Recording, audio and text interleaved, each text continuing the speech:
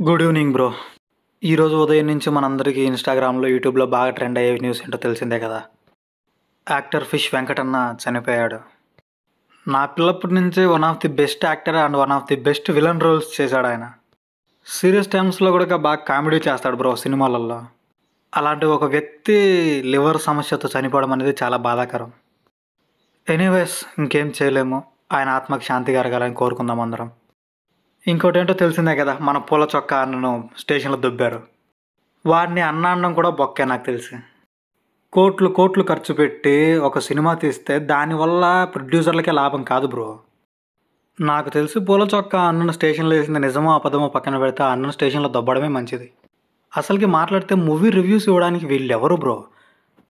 ఒక సినిమా తీసినంత మాత్రాన ఓన్లీ ప్రొడ్యూసర్‌కే లాభం కాదు బ్రో. జూనియర్ ఆర్టిస్టులు కూడా కొంటారు. ఎనీవేస్ ఈ టాపిక్ గురించి రేపు మాట్లాడదాం. అంతలోపు మన విక్రమాదిత్య యూట్యూబ్ ఛానల్‌తో సబ్స్క్రైబ్ చేసుకోండి మావా.